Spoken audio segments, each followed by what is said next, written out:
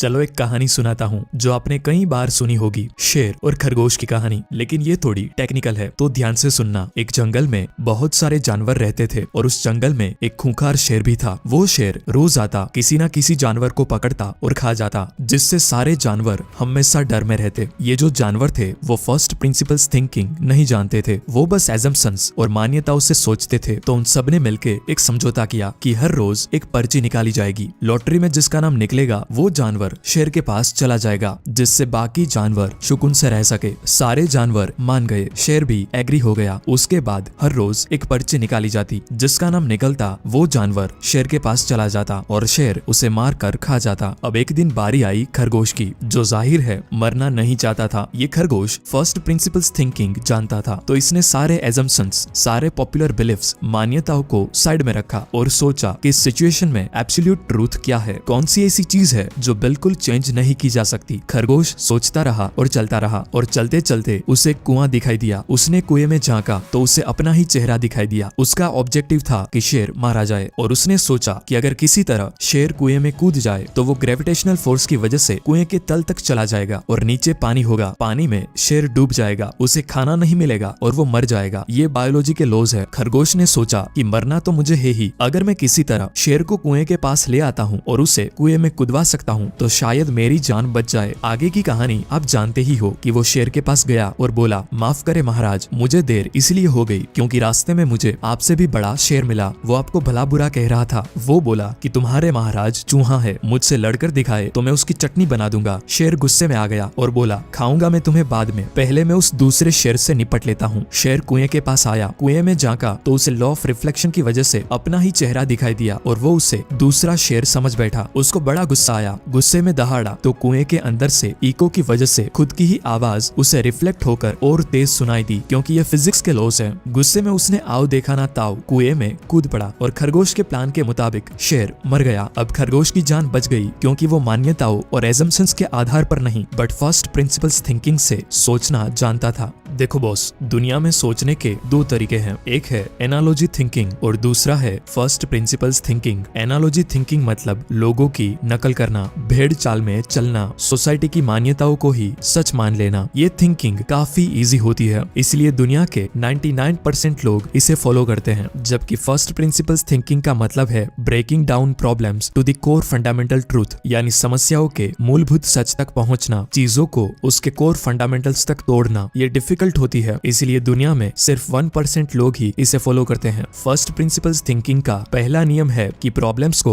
Detail में define करना और बार बार वाई पूछकर उसके फंडामेंटल्स तक पहुंचना। वो 4-5 लेयर डीप हो सकता है, लेकिन आपको फंडामेंटल ट्रूथ जरूर मिलेगा। 2002 में इलोन मस्क मार्स पे पहला रॉकेट भेजना चाहते थे। सबसे बड़ा चैलेंज था कि रॉकेट खरीदने की कीमत बहुत ज्यादा थी, क्योंकि कोई भी कंपनी पूरा रॉकेट नहीं बनाती थी। वो रॉकेट कंपोनेंट्स दूसरी कंपनियों से खरीद के बस असेंबल करती और दूसरी कंपनी भी छोटे छोटे कंपोनेंट्स तीसरी कंपनी से खरीद के जोड़ दी और ऐसी एक लंबी चेन बनी हुई है। इस चेन में हर कंपनी अपना प्रॉफिट मार्जिन और ट्रांसपोर्टेशन कॉस्ट जोड़ती है और यही रीजन से रॉकेट की कीमत इतनी बढ़ जाती थी। इस प्रॉब्लम का सॉल्यूशन निकालते निकालते इलोन मस्क ने स्पेसएक्स कंपनी खड़ी कर दी और स्पेसएक्स आज अपने रॉकेट के 80 to 90% कंपोनेंट्स खुद ही इन हाउस प्रोड्यूस करती है। यही मेथड का यूज उन्होंने टेस्ला के दौरान भी किया। वो खुद कहते हैं कि जब वो टेस्ला बना रहे थे तब उन्होंने पाया कि बैटरी पैक्स काफी महंगे मिलते हैं, करीब $600 पर किलोवाट आवर, जिसकी वजह से इलेक्ट्रिक कार पॉपुलर नहीं हो पाती। लेकिन जब उन्होंने फर्स्ट प्रिंसिपल्स के नजरिए से इस प्रॉब्लम को देखा तब उनको एक सॉल्यूशन मिला कि एक बैटरी को बनाने में क्या क्या लगता है। वो सीधे जड़ तक चले गए। उन्होंने पाया कि ये लिथियम, कोबाल्ट, एल्यूमिनियम, निकल और पॉलीमर्स के कॉम्बिनेशन से बनती है। तो क्या हो अगर ये सारे मटेरियल्स लंदन मेटल एक्सचेंज से डायरेक्ट बल्क में खरीदे जाए और किसी तरह इस सामान को जोड़ने का कोई स्मार्ट तरीका ढूंढ लिया जाए, तब बैटरी इतनी सस्ती हो जाएगी कि कोई सोच भी नहीं सकता। किसी क्वेश्चन या प्रॉब्लम के फंडामेंटल ट्रूथ तक जाने को ही फर्स्ट प्रिंसिपल्स थिंकिंग कहते हैं। जैसे एक world wide best selling book लिखने के लिए क्या जरूरी है, तो उसे अगर आप कोर फंडामेंटल्स तक तोड़े तो ऑब्वियसली उसमें अच्छे चैप्टर्स होने चाहिए। बट अच्छे चैप्टर्स कैसे बनते हैं? ऑब्वियसली जब उसमें अच्छे पैराग्राफ्स लिखे हो। तो अच्छे पैराग्राफ्स कैसे लिखे? अच्छे सेंटेंसेस लिख के। पर अच्छे सेंटेंस कैसे बनते हैं? तो वो बनते हैं अच्छे वर्ड्स के कॉम्बिनेशन से। तो आपका फोकस होना चाहिए बेटर से बेटर वर्ड्स चूज करना और अल्टीमेटली आप बेस्ट बुक लिख पाएंगे। फर्स्ट प्रिंसिपल्स थिंकिंग कहती है कि आप सच से प्यार करें करे, ना कि सोच से। आपका काम सच की खोज करना है, ना कि ओपिनियंस के पल्लू में बंध जाना। फर्स्ट प्रिंसिपल्स थिंकिंग चलती है फंडामेंटल सच के ऊपर, ऐसा सच जो जगह, समय या माहौल के हिसाब से बदलता नहीं, जैसे ग्रेविटेशनल फोर्स। अब आप ग्रेविटेशनल फोर्स में विश्वास करे या ना करे, वो लगता ही है, चाहे आप आज पैदा हुए हो या 1960 में, आप दिल्ली में पैदा हुए हो या इंग्लैंड में, कहीं पर भी, किसी भी जगह, किसी भी समय, ग्रेविटेशनल फोर्स सच है तो वो सच ही रहता है और वो अप्लाई होता ही होता है, जबकि आपके ओपिनियंस माहौल के हिसाब से बदलते रहते हैं। फंडामेंटल सच आपके माहौल से इंडिपेंडेंट होता है और वो हमेशा सच ही रहता है। इलोन मस्क ने यही करने की कोशिश करी कि सारी मान्यताओं और एजम्पशंस को किनारे किया और ये सोचा कि इस सिचुएशन में फर्स्ट प्रिंसिपल्स क्या है, मूलभूत सच क्या है, ऐसा क्या है जो वायोलेट नहीं हो सकता। मुझे बैटरी चाहिए, वो वायोलेट नहीं हो सकता क्योंकि वो मेरा ऑब्जेक्टिव है। और दूसरा, लिथियम, कोबाल्ट, एल्यूमिनियम और पॉलीमर्स को सही तरीके से जोड़ने पर बैटरी बन जाती है। ये फिजिक्स और केमिस्ट्री के लॉज है, ये चेंज नहीं हो सकते। तो ये दो चीजें चेंज नहीं हो सकती कि मुझे बैटरी चाहिए और इन पदार्थों को जोड़ने से बैटरी बनती है। बाकी सब कुछ चेंज हो सकता है। जब भी आप किसी सिचुएशन में फर्स्ट प्रिंसिपल्स लगाते हैं तब कुछ चीजें वायोलेट नहीं हो सकती जो यूजुअली होते हैं आपके ऑब्जेक्टिव्स और नेचुरल साइंस के लॉज, फिजिक्स, केमिस्ट्री, बायोलॉजी के लॉज, बस ये वायोलेट नहीं हो सकते। बाकी सब टुकड़े आप अलग अलग तरीके से जोड़कर देखिए, आप ऐसे ऐसे सॉल्यूशन निकाल पाएंगे कि आप अपने फैन खुद बन जाएंगे। जो इंसान फंडामेंटल्स को समझता है वो आविष्कार कर सकता है। जैसे कोई मास्टर शेफ किचन के इंग्रेडिएंट्स के आपसी कॉम्बिनेशन से हजारों डिशेस बनाता है, वैसे ही म्यूजिक कंपोजर 7 सुरों का यूज करके लाखों रिदम्स बना सकता है। फर्स्ट प्रिंसिपल्स का मतलब है कि किसी भी चीज के बारे में जो पॉपुलर आइडियाज है, जो मान्यताएं है, उनको साइड में रखा जाए और बेसिक फंडामेंटल ट्रूथ पर आया जाए। अपनी स्किन को ग्लोइंग और स्मूथ बनाने की भीड़ की मान्यता ये है कि महंगे डिब्बे खरीदो और अपने फेस पे लपेट दो। अगर इस प्रॉब्लम को फर्स्ट प्रिंसिपल्स थिंकिंग से देखा जाए तो आपकी स्किन सेल्स से बनी हुई है। अगर इस सेल्स के स्ट्रक्चर को चेंज करना है तो आपके फूड इनटेक, डाइट को चेंज करना होगा। यहाँ फूड फंडामेंटल ट्रूथ है, जो भी आपके स्टमक में जाएगा उसी से ही आपके स्किन सेल्स बनेंगे और स्किन सेल्स से स्किन बनेगी। यही लॉजिक वेट कम करने पर भी अप्लाई होता है। वजन कम करने का फंडामेंटल ट्रूथ ये है कि वजन तब बढ़ता है जब कैलोरी इनटेक ज्यादा हो कंपेयर टू कैलोरी बर्नआउट। आप कैलोरी इनटेक को कम करके और कैलोरी बर्नआउट को ज्यादा करके वजन कम कर सकते हो। ध्यान दीजिए, अच्छा सोचने के लिए ये जरूरी है कि किसी भी विचारधारा की गुलामी ना की जाए, दिमाग को फ्री रखा जाए, सवाल उठाने के लिए, विचारों को जांचने परखने के लिए। देखो बॉस, सोच से नहीं बल्कि सोचने की कला से प्यार करे, सोच के चक्कर में ना पड़े, सच की खोज करे। रिवोल्यूशनरी आइडियाज जो दुनिया बदलते हैं वो एक दिन में नहीं आते, वो डेली आपको मिलने वाली छोटी छोटी इन्फॉर्मेशन से फॉर्म होते हैं। माना